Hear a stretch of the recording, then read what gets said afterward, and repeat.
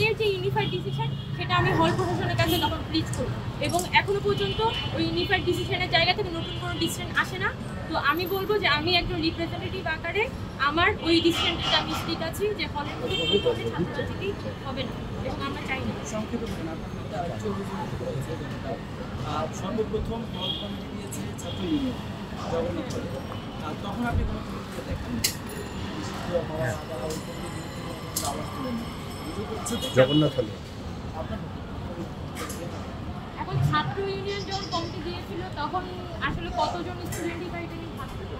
তখন তো তারা জগন্নাথ হলের একটা কমিটি দেয়, এবং জগন্নাথ হলের কমিটির পরে কি জগন্নাথ হলের স্টুডেন্টের মধ্যে থেকেও কি কোনো প্রতিক্রিয়া এসেছে, এটাও কিন্তু ভাবাটা গুরুত্বপূর্ণ। আমরা স্পেসিফিক্যালি আমি এখানে লেফট রাইট কোনো অর্গানাইজেশন দেখে তো আমি এখানে কথাটা বলি। ছাত্রদলের পক্ষ থেকে যেটা দার্শনিকের পক্ষ থেকে যেটা বলছে যে প্রথম ছাত্র ইউনিয়ন কমিটি দিয়েছে সচেতন শিক্ষার্থী হিসেবে আমি কিন্তু দাঁড়িয়ে আপনারা একটা জিনিস কিন্তু বারবার হচ্ছে যে জিনিসটা ইয়ে করতেছেন যে আমি যখন গতকালকে অবস্থান নিই বা এখানে রোকেয়া হলের স্টুডেন্টরাও যখন কথা বলে, অন্যান্য মেয়েদের হলের স্টুডেন্টরাও যখন কথা বলে, হ্যাঁ অনেকে হয়তো পলিটিক্সের সাথে জড়িত, অনেকে পলিটিক্সের সাথে জড়িত,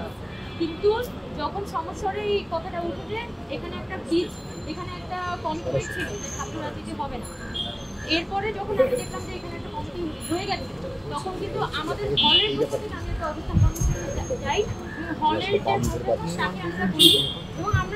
আমার স্টেটমেন্টে তো কবি সুফিয়াত আমার হলের সাধারণ শিক্ষার্থীবৃন্দ এটা খুব পরিষ্কারভাবে লিখেছে যে আমি আমার হলের যে শিক্ষার্থীরা তারা যখন এনগেজ হয় তাদের পক্ষ থেকে আমি তখন এই অভিজ্ঞতাতে যাই, যে কারণ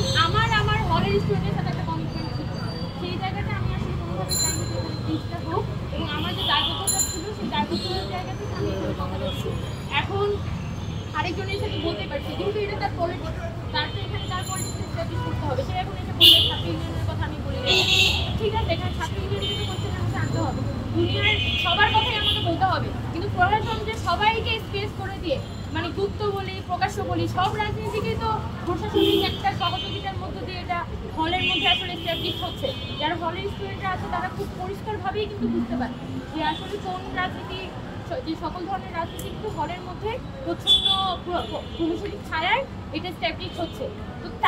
যাদের দায়িত্বটা নেওয়ার কথা সে তো সব থেকে বেশি দায়িত্বহীন আচরণ করছে, আর যে দায়িত্বটা নিচ্ছে তার উপরে হচ্ছে এখানে ব্লেমগুলো দেওয়া হচ্ছে। তো আমি মনে করি যে বিষয়গুলো আসলে উদ্দেশ্য প্রণোদিত এবং পাল্টা কোশ্চেন, যেহেতু এখানে পাল্টা একটা কোশ্চেন তুলতে হবে, পাল্টা এক ধরনের একটা ভিলিফিকেশনের মধ্যে ফেলতে হবে, তাই আমাকে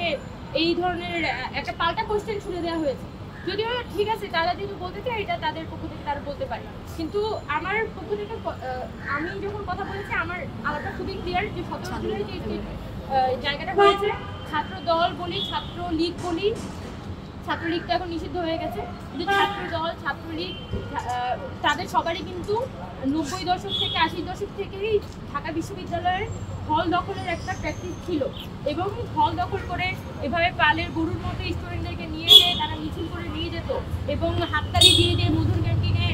এখানে অমুক হল তমুক হল অমুক ভাই করে করে তারা মিছিল করে আসছে। এটা তো এগুলো তো খুবই রিসেন্টলি,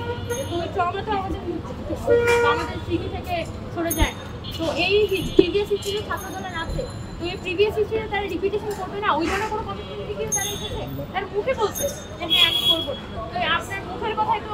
আজকে মুখের কথা কালকে সকালবেলা চেঞ্জ হয়ে যায়। তো আমি যেটা বলছি এখানে আসলে পলিটিক্যাল অর্গানাইজেশনগুলো সাধারণ স্টুডেন্ট এবং প্রশাসন তাদের প্রত্যেক পক্ষের মধ্যে একটা রিকনসিলিয়েশন আসতে হবে, যে কথাটা আমি আজকে নতুন এসে বলছি না, এই কথাটা আমি আগস্ট মাসে বলছিলাম,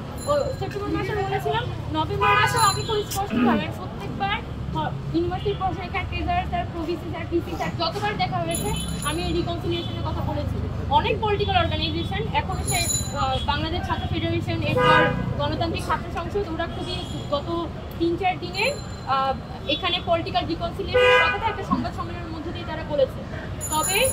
এই যে তারা উদ্যোগটা নিয়েছে এই উদ্যোগটাকে আমি সাধুবাদ জানাই, যে ছাত্র সংগঠন এই যে 2টি ছাত্র সংগঠন তারা তাদের জায়গা থেকে পলিটিক্যাল রিকনসিলিয়েশনের কথা বলছে।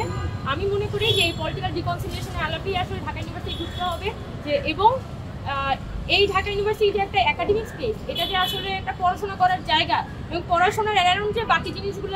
সাজানো হবে, পড়াশোনা এবং পড়াশোনার পাশাপাশি কী কী থাকতে পারে এবং কী কী করলে আসলে পড়াশোনাটা ব্যাঘাত ঘটবে না, সেই বিষয়গুলোর মধ্যে অ্যারাউন্ডই আসলে প্রশাসনকে ভাবা উচিত। এবং আমি প্রশাসনের কাছেও বিনীত অনুরোধ জানাবো যে আগামী দিনে যদি আপনারা না চান যে হলের মধ্যে বা ইউনিভার্সিটির মধ্যে কোনো প্রকার সংঘাতময় রাজনীতি গড়ে উঠুক এবং আমাদের যে ইউনিভার্সিটির পরিবেশটা সেটা কোনোভাবেই যাতে নষ্ট না হয়, সেই জিনিসটা যদি আপনারা চান তাহলে প্লিজ আপনারা একটা রিকনসিলিয়েশনের প্রসেসের মধ্যে যান। আর কোনো দোনমনো করিয়েন না।